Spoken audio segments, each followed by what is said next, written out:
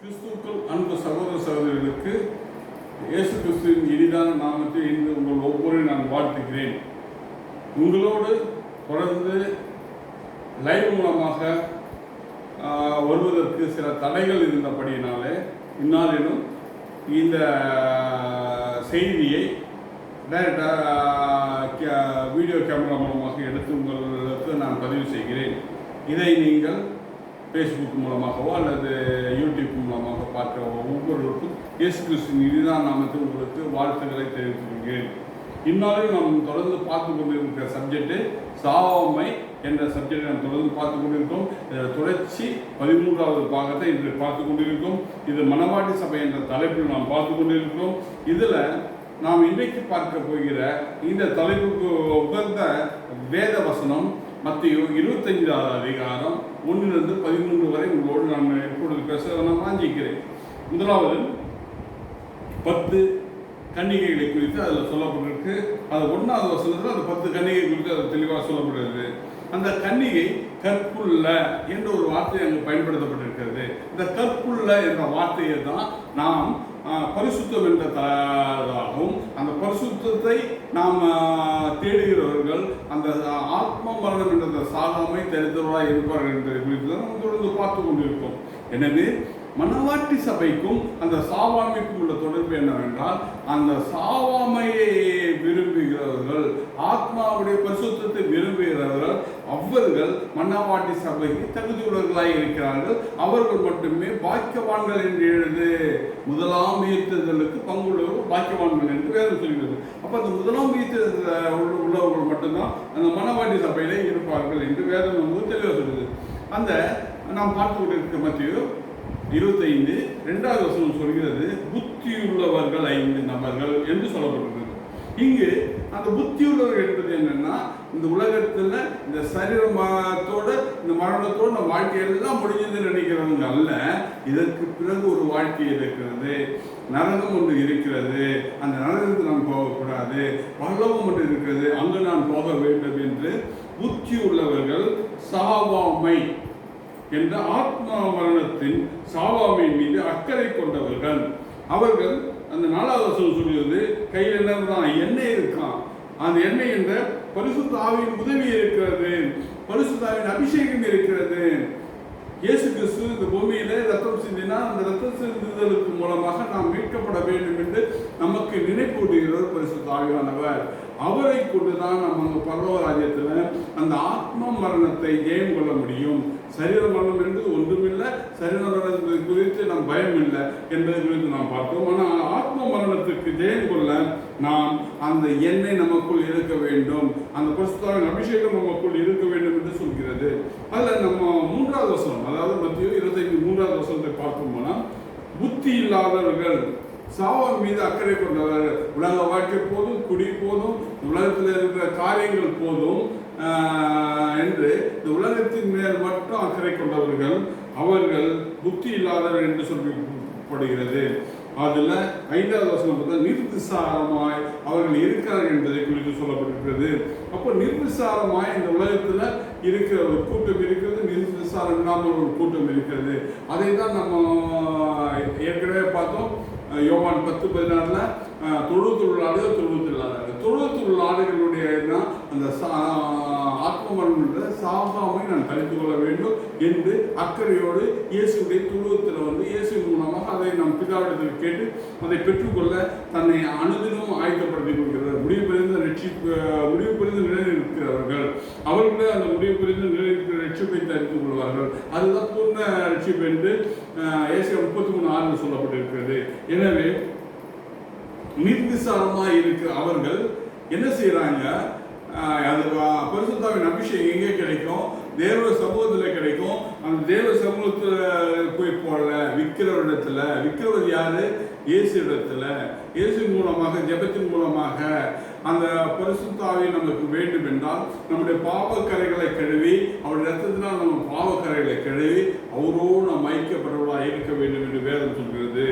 புத்தி உள்ளவர்கள் இயேசு மூலமாக பெற்றவர்கள், புத்தி இல்லாதவர்கள் தன் வாழ்க்கையில அதை பெற மண் விட்டவர்கள். அப்போ நம்ம தொடர்ந்து பார்ப்போம்னா, சிறப்படுத்துவார். யாரை சிறப்படுத்துவார்? 1 கொரிந்தியர் 1:8 சொல்லுது, முடிவு பரியந்தம் என்ற ஒரு வார்த்தை அங்கு காணப்படுகிறது. அப்போ முடிவு பரியந்தம் என்ற வார்த்தையுடைய நாம் பார்க்க வேண்டும் என்றால், இயேசு யோவான் 19:30 இயேசு சொல்றாரு, சரீர மரணத்தில் முடிந்தது என்று சொல்கிறார். அப்போ அந்த முடிவு பரியந்தம் என்பது நம் வாழ்க்கையில் நாம் செய்ய வேண்டிய காரியத்தில் முடிந்தது என்று இயேசு சொல்வது போல் நாம் சொல்ல வேண்டும். அதற்கு நம்மை தகுதிப்படுத்திக் கொள்ள வேண்டும். அப்போ அந்த முடிவு பரியந்தம் காரியத்தில் அவர் செய்ய வேண்டிய காரியத்தை எல்லாம் செய்து முடித்தார் என்பது முடிந்தது என்று அவரால் சொல்ல முடிந்தது என்றால் நாம் சொல்ல முடியுமா?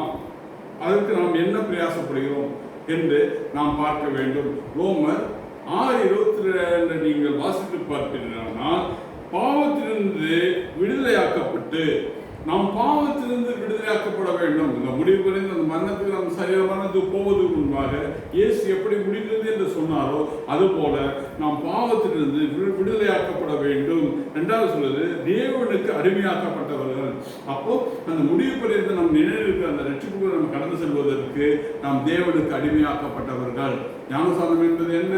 நாம் இந்த உலக வாழ்க்கைக்காக மறித்து அவருக்கு அடிமைகளாக நம்ம அவருக்கு உடைய பிள்ளைகளாக நாம் இருக்கிறது தான். அதுதான் சொன்னது, தேவனுக்கு அடிமையாக்கப்பட்டவர்கள்.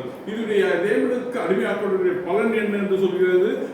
பரிசுத்தமாக்கப்படுதல். அப்ப அந்த பரிசுத்தமாக்கப்படுதலை குறித்து சொல்லப்படுகிறது. அப்ப அந்த பரிசுத்தமாக்குதல் நாம் தெரிந்து கொள்ள வேண்டும் என்று வேதம் சொல்கிறது. ஆனால் அந்த பரிசுத்தமாக்குதலுக்கு ஏதாவது ஒரு பிரதிபலன் இருக்கிறதா? அந்த பிரதிபலனை பற்றி ஏதாவது சொல்ல முடியுமா என்று கேட்டால், அந்த ரோமர் 6:22 அதுக்கான பரிகாரத்தை சொல்கிறது. முடிவோ நித்திய ஜீவன். அதுதான் நம்ம பார்த்து கொண்டு இருக்கிறோம். அந்த முடிவான அந்த நித்திய ஜீவனுக்கு நாம் கடந்து செல்ல வேண்டும் என்று நாம் பார்த்து கொண்டு இருக்கிறோம். அப்போ அந்த நித்திய ஜீவனுக்கு போகிறவர்கள் யார்? அவர்கள் எப்படி இருப்பார்கள்? அவர்கள் எங்கே இருப்பார்கள் என்றால், அதுதான் மனவாட்டி சபையை குறித்து நாம் பார்க்கிறோம். அவர்கள் தான் சாகாமை தெரிந்தவர்கள் என்று நாம் பார்க்கிறோம். அதுதான் வெளிப்படுத்தல் 19:7-9 மட்டும் பார்க்கிறோம். 7 அழகா சொல்றது, ஆட்டுக்குட்டியின் கல்யாண நாள். மனவாட்டி சபைக்கு என்ன பேரு? ஆட்டுக்குட்டியானவருடைய கல்யாண நாள். ஆட்டுக்குட்டியானவர் யார் யார் அந்த சாயலை தரித்தார்களோ அவர்களை வேறு பிடித்து அழைத்து கொண்டு போகிற நாள். அதுதான் மனவாட்டி சபையுடைய நாள். அவருடைய மனைவிகளை தன்னை ஆயத்தம் பண்ணினான். யாரு? மனைவிகள் தன்னை ஆயத்தப்படுத்திக் கொண்டார்கள். அவருக்கு அந்த மனவாட்டி சபைக்கு இருக்க வேண்டிய அந்த மனைவி என்று சொல்லப்படுகிற காரியம் என்னவென்றால், அவர்களுக்கு விருப்பமானவர்கள், அவருடைய காரியங்களை செய்கிறவர்கள், அவருக்கு கீழ்ப்படிந்தவர்கள். மணவாளன் என்று சொல்லப்படுகிறது அவருடைய ஆளுகைக்கு உட்பட்டவர்கள். அவர் அந்த ஆளுகையை தான் மணவாளன் என்று சொல்லப்படுகிறது. அதில் நீ 8வது வசனத்தை பார்த்தீங்கன்னா, சுத்தமும் பரிசுத்தமும் உள்ள மெல்லிய வசனம் தரித்து கொள்ளும்படி அளிக்கப்பட்டது. யாருக்கு? அந்த மணவாடி சபையில் இருக்க மணவாடிகளுக்கு சுத்தமும் பரிசுத்தமும் மெல்லிய வஸ்திரமும் தரிக்கப்பட்டிருக்கிறது. அந்த மெல்லிய வஸ்திரம் என்ற காரியத்தை நாம் பார்க்கிற பொழுது, நம்முடைய உடை வெள்ளை உடை அணிந்து வெள்ளை அங்கிகளை தெரிந்து கொண்டு வெள்ளையாய் நாம் உடை உடுத்துவதனால் அந்த பரலோக ராஜ்யத்தை நாம் செல்வதில்லை. அதை தேவன் விரும்புவதில்லை. அப்படி வெள்ளை அங்கியை தெரிந்து கொண்டு அவர் பரலோக ராஜ்யத்துக்கு போகலாம் என்றால், முதலாவது அதற்கு போகிறவர்கள் எம்எல்ஏ எம்பி போன்ற அவர்கள் தான் வெள்ளையை சுத்த வெள்ளையா தரித்து கொண்டு போகிறார். அனுதினமும் சிலர் அந்த சட்டையை ஒரு வாட்டி போட்டது மறு வாட்டி போடுறது கிடையாது. அதை புதுசாக வாங்கி போட்டு கொண்டு இருக்காங்க. ஆனால் அதனால அவங்க பரலோக ராஜ்யத்துக்கு போயிடுவாங்கன்னு சொல்ல முடியாது. அப்போ அங்கே வெள்ளை அங்கி, பரிசுத்தமான அந்த வெள்ளை அங்கி தெரிந்தவர்கள் என்று சொல்லப்படுகிறது யார் என்றால், அதுதான் ஆட்டுக்குட்டியான ரத்தத்தினால் வெளுத்தவர்கள். இந்த வெள்ளை அங்கியை குறித்து நாம் பார்க்க வேண்டும் என்றால், வெளிப்படுத்தல் 7:14 என்று நினைக்கிறேன். அதில் பார்ப்போம். வெளிப்படுத்தல் 7:4 முத்திரை போடப்பட்ட தொகை சொல்ல கேட்டீங்கன்னு சொல்லப்படுது. 7:9 சொல்லுது, இவைகளுக்கு பின்பு நான் பார்த்தபோது, இவைகளுக்கு பின்பு நான் பார்த்தபோது அழகாக சொல்லப்படுது. இவைகளுக்கு பார்த்த பின்பு சகலவித கோத்திரங்களும் ஜனங்களிலும் பாசைக்காரர்களும் வந்ததும் உருவம் எண்ணப்படாத திரளான கூட்டமாகிய ஜனங்கள் வெள்ளை அங்கிகளை தரித்து கொண்டு, வெள்ளை அங்கிகளை தரித்து கொண்டு அப்ப இந்த வெள்ளை அங்கி தெரிந்து கொண்டவர்கள் தான் பரலோக ராஜ்யத்துக்கு போக முடியும் என்று இந்த வெளிப்படுத்தல் 7வது அதிகாரம் 9வது வசனத்தை வைத்துக்கொண்டு சில தவறாக போய்த்து கொண்டிருக்கிறார்கள். அப்படி அல்ல. இந்த வசனத்தினுடைய பொருள் நாம் பார்க்க வேண்டும். 13வது வசனத்தை கேட்க, மூப்பர் ஒருவன் என்னை நோக்கி வெள்ளை அங்கிகளை தெரிந்து இவர் யார், எங்கிருந்து வந்தார்கள் என்று கேட்டான். அதற்கு 14 பதில் சொல்றாரு பாருங்க. அதற்கு நான், ஆண்டவரே அது உமக்கே தெரியும் என்றேன். அப்பொழுது அவன், யார் அந்த தேவதூதன் சொல்கிறான், இவர்கள் மிகுந்த உபத்திரத்தில் வந்தவர்கள். மிகுந்த உபத்திரத்தில் வந்தவர்கள் என்றால் உபத்திரம் என்ற அந்த வார்த்தை எதற்காக, உலகத்தில் நாம் செய்கிற சகல பாவங்களும் இங்கு கழுவப்படுவதற்கு இந்த உலகத்தில் நமக்கு சிக்ஷைகள் உண்டு என்று நாம் 1 கொரிந்தியர் 11:32 வழியாக நாம் பார்த்தோம்.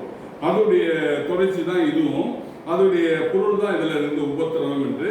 அதுல பாருங்க, இவர்கள் தங்கள் அங்கிகளை ஆட்டுக்குடைய ரத்தத்தினால் தூய்த்து வெளுத்து வந்தவர்கள். ஆட்டுக்குடைய ரத்தத்தில் தூய்த்து வந்ததுன்னா அது வெள்ளை அங்கியாக இருக்காது, அது சிவப்பு அங்கியாக இருக்கும். அப்ப இவர்கள் அந்த அங்கி என்பது என்ன, அவங்க பரிசுத்தத்தை குறிக்கிறது. பரிசுத்தத்தை தேடி பரிசுத்தத்தை நாடுகிறவர்கள், மனவாட்டி சபைக்கு தகுதி உள்ளவர்களாக இருக்கிறவர்கள், அவர்கள் சாவாமை தடுத்தவர்களாக இருப்பார்கள். அந்த சாவாமைக்கு நாம் போக வேண்டும் என்றால் நாம் எடுத்துக்கொள்ள போது நாம் இந்த ஆத்ம மரணத்தை ஜெயமுள்ளவர்களாய் அந்த கல்யாண விருந்துக்கு அழைக்கப்பட்டவர்கள் பாக்கியவான் என்று அந்த வசனம் சொல்கிறது. எனவே அந்த கல்யாண விருந்துக்கு அழைக்கப்பட்ட பாக்கியவானாய் நாம் இருக்கிறவர்கள் அந்த சாவாமை என்ற அந்த ஆத்ம மரணத்தை ஜெயம் கொண்டவர்களாய் அந்த சாவாமை தெரிந்தவர்களாய் இருப்பார்கள். அதற்காக நாம் மனவாட்டி சபைக்கு செல்லவும் நம்மை ஆயத்தப்படுத்திக் கொள்ள வேண்டும். வல்லமை இங்கிருக்கிற தேவனே, இந்த சாவாமை என்ற தலைப்பில் நாங்கள் பார்த்து கொண்டிருந்த ஒவ்வொரு காரியத்திலும் என்னோடு இருந்து இடைப்பட்டு பேசிக்கொண்டிருக்கு. ஒவ்வொரு பரிசுத்தத்தின் சாயலை குறித்து நீ பேசிக்கொண்டிருக்கு. பரிசுத்தமான வஸ்திரத்தை குறித்து பேசிக்கொண்டிருக்கு. பரிசுத்தமாக ஒரு தேவனை தரிசிக்க இயலாது என்பதை குறித்து எங்களுக்கு தெளிவுபடுத்தி கொண்டிருக்கு. எப்படி இந்த காரியங்கள் ஒவ்வொன்றையும் பார்த்து கொண்டிருக்கிற ஒவ்வொருவருக்கும், அதை கேட்டுக்கொண்டிருக்கிற ஒவ்வொருவருக்கும், அப்பா அதை போதிக்கிற எனக்கும், அப்பா நான் இங்கே நிற்பதுனால நான் பெரிய பரிசுத்தவான் கிடையாது, பெரிய ஒரு ஊழியக்காரன் கிடையாது. கர்த்தாவே, நீரே பிரதான ஆசாரியர், உம்முடைய ஊழியம் செய்கிறவனாக நான் காணப்படுகிறேன். எனவே என்னையும் இந்த தகுதிப்படுத்தும்படி, என்னை இதை பார்த்து கொண்டிருக்கிறவர்களும் தகுதிப்படுத்தும்படி உமது கரங்களை எங்களை முற்றிலுமாய் தாழ்த்தி ஒப்பு கொடுத்து ஜெபிக்கிறோம். எங்கள் குற்றங்கள் குறைகள் யாவற்றையும் மன்னித்து உம்முடைய ரத்தத்தினால் எங்களை கழுவி பரிசுத்தப்படுத்தி, அப்பா உம்முடைய வெள்ளை அங்கீகரித்தவர்களாய் எங்களை பரலோக ராஜ்யத்தில் பார்க்க உம்முடைய தயவை நாங்கள் தேடி நோக்கி இருக்கிறோம். எங்களுக்கு உதவி செய்வீராக. மனவாடி சபையில் அப்பா நீ வருகிற பொழுது நாங்கள் மனவாடி சபையில் இருக்கவும், ரகசியத்தை எடுத்துக்கொள்ளவும், தேவனே இந்த அந்திகிறிஸ்து ஆட்சி காலத்தில் நாங்கள் விடுபட்டு போகாமல் இருக்கவும் எங்களை முற்றிலுமாய் நாங்கள் உமது கரங்களை ஒப்பு கொடுத்து ஜெபிக்கிறோம். நீ பொறுப்படுத்துகிறோம். இயேசுவின் நாமத்தினால் பிதாவே, ஆமென். Praise Lord, praise Lord, praise Lord, praise Lord, praise Lord.